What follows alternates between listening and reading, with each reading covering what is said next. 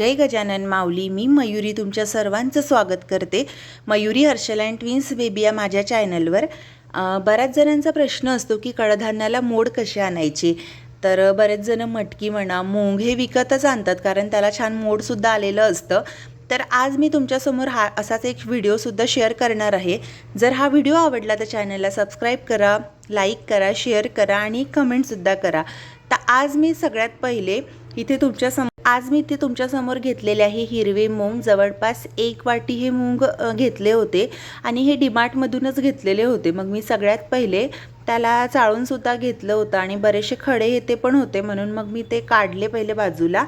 आणि त्यानंतर त्याला छानपैकी असं 3-4 पाण्याने मी वॉशसुद्धा करून घेतलं.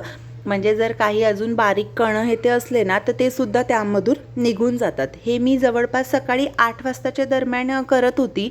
तर असं मी पाणी यामध्ये 1 वाटी मूग होते तर मी त्यामध्ये 1 प्याला आणि अजून थोडंसं असं पाणी घातलं आणि नंतर मी याला झाकून ठेवून दिलं. आणि मला जेव्हा संध्याकाळी ॲक्च्युली मी विसर पडला होता आणि मला संध्याकाळी 11 वाजताच्या दरम्यान आठवण आली. मी जेव्हा पाहिलं तर त्याला असे छान असे बारीक बारीक कोंबसुद्धा मोडसुद्धा आलेले होते. तर जर तुम्ही पाहिलं तर त्याला बघा, तुम्ही त्याला बघू शकता असे छान असे रात्री 11च्या दरम्यान जेव्हा मी बघितलं होतं तेव्हा त्याला छान असे थोडे थोडे मोड आलेले होते. पण एक गोष्ट अशी होती की जेव्हा याला मोड आलेले मला दिसले तेव्हा त्यामध्ये तुम्ही जर पाहिलं तसं पाणी नव्हतं.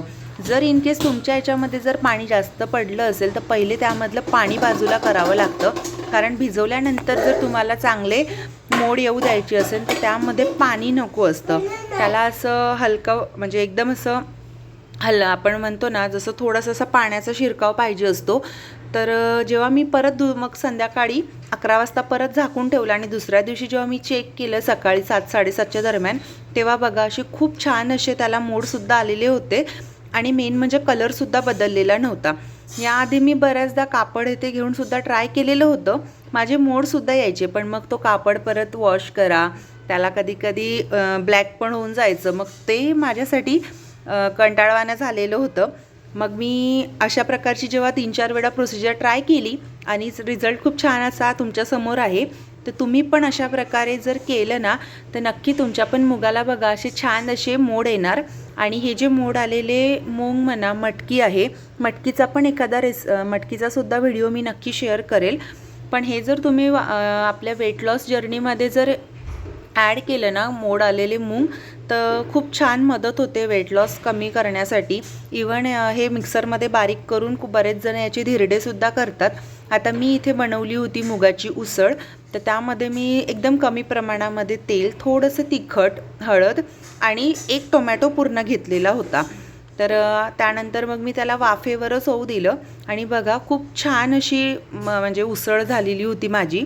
मग जेव्हा वाफ येते आली त्यानंतर मी माझ्या प्लेटमध्ये सकाळच्या नाश्त्यासाठी अशी सर्व केली आणि थोडासा त्यावर असं फरसाणसुद्धा घेतलं. खूप छान टेस्ट आलेली होती. व्हिडिओ आवडला तर नक्की शेअर करा, लाईक